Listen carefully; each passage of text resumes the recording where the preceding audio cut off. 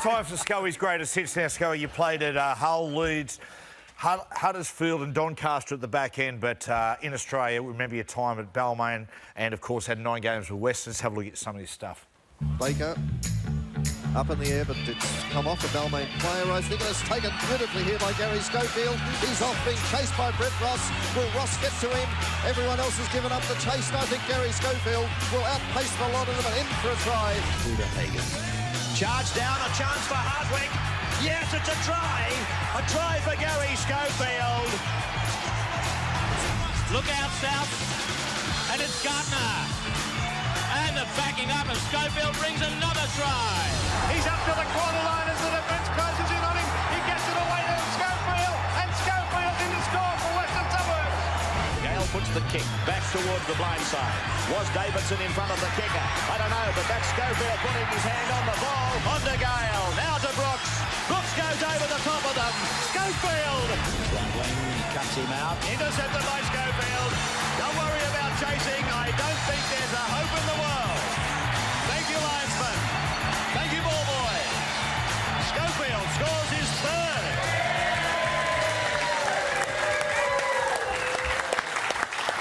Yeah. Scully, and that's the thing you and Ellery have in common, in the fact that you went to Balmain, had a great season there, then had a short stint at West. How'd you did you love your time here in Australia? Oh, absolutely. And the great thing when I came to the Balmain Tigers, and I knew that there was an up-and-coming young side and the quality players what they had. And by the way, this man at the side of me, he's the best hooker that's ever played the game. I can reassure you. I never knew you played hooker. Oh yeah. He's the best hooker. Yeah. But also too, then Wayne Pearce, Cyril Block, and Gary Jack, and the young kids coming through. But what helped me so much, Matty, was the Australian coach at the time was Frank Stanton, and he was a Balmain coach. And I was a player. My father said to me when I started out as a 9-year-old, if the ball's not coming to you, you go looking for it. And when I met Frank, his first words to me was, listen, lad, you're here to score us tries, you've got a free roll. That was music to my ears. Saying that to a 19-year-old British kid from there, and I say, I finished at the top try scorer for Balmain that year, and finished at the joint top try scorer of the year after in '86 with Phil Blake. But playing with the quality players, but also the way they took to me as well. You know, the quality of players what we had from there, and the respect they gave me. But from my point of view, was I had to make sure that I got into the Australian lifestyle straight away. And also, from what I understand, Ellery had to as well. but not just off the field, but on it as well, because what it was different in England compared to in Australia, everything was always intense. Everything was always to making sure when you was doing the training, you had to jog to everywhere, which learned a lesson for me. And it wasn't a matter of, oh, well, we don't do this in England, we don't do that in England. You have to switch on straight away and get straight into it. And the way the players helped me out and took to me, it was a massive, massive help. Well, Gaz, your Test career, you're the most capped player for Great Britain, 48 games. 46, 3 for England.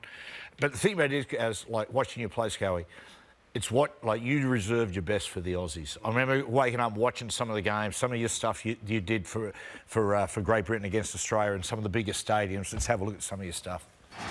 Drummond out of one, straightening. He's got support, so away it goes over Great Britain. He's in to score.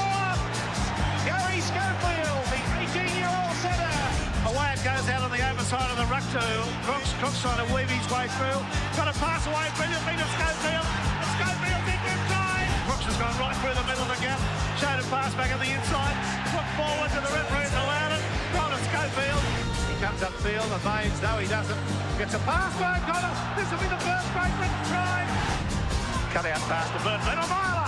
Myler's into the clear. He's got Schofield on the inside. He goes up the left. Field of Schofield. He'll probably score. He will. It's a beautiful try to Great Britain. Pinner. Myler. Good way.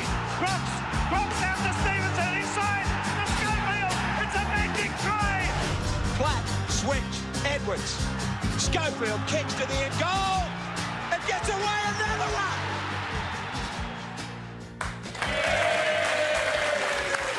Incredible.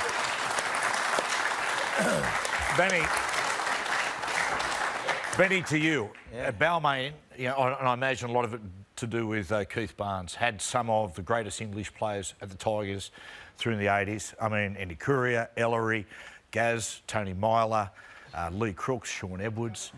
What was it like, you know, the impact of those players? Well, those impact players certainly, you know, turned the club around. You know, the Balmain at the time, we were looking for extra strike power out wide, and the likes of the Ellery handlers and this bloke on my right-hand side were the people who could just create something from nothing. Andy Curry was another one also that could make something out of nothing. But this bloke beside me, Keith Barnes, came to me. I was working with Keith at the Balmain Lease Club at the time. I was a development officer, and he said, this young kid from England, Garry Schofield, is something that he's never seen in all of his career, player and as administrator. And the moment this bloke came onto the field and touched the first training session with, we knew this bloke was just electric. And just an opportunist, just one of the wonderful, very balanced, and could just sniff out a try from anywhere. Hence the nickname, the poacher. The poacher. Yeah, Ray French gave me that. Yeah. When I took an interception at Bradford and went 90 yards, and it stuck from there, to be honest with you. Oh, look at that man Schofield. They call him the poacher. You play for Wigan, but that's a shocking. But those commentary. I remember going to him and Eddie Waring and those blokes. There they go. Up and unders and what have you from there. But also, he just mentioned the great man Keith Barnes, you know, and when I got the phone call and the approach from Keith Barnes from there, and well, he was a Welshman, and you know, from there, but he helped myself and my family, my wife Adele from there, and he was a massive help. He made sure that everything was right to make sure that we was happy, and we was very happy. Hey, it was good. Scully, the Ashes returns at season's end. Wembley, Everton Stadium in Liverpool, and then Headingley. Just so important for the game, particularly in England. Absolutely, and can't wait, because what has it been, 22, 23 years since the Ashes have been from there, and Benny will tell you as well, you know, 2 generations of Miss Kangaroo tours and Great Britain tours as well coming out here as British Lions, and I can tell you, the British public, we can't wait for the Kangaroos to come over. Are we going to win the Ashes again? Time will tell.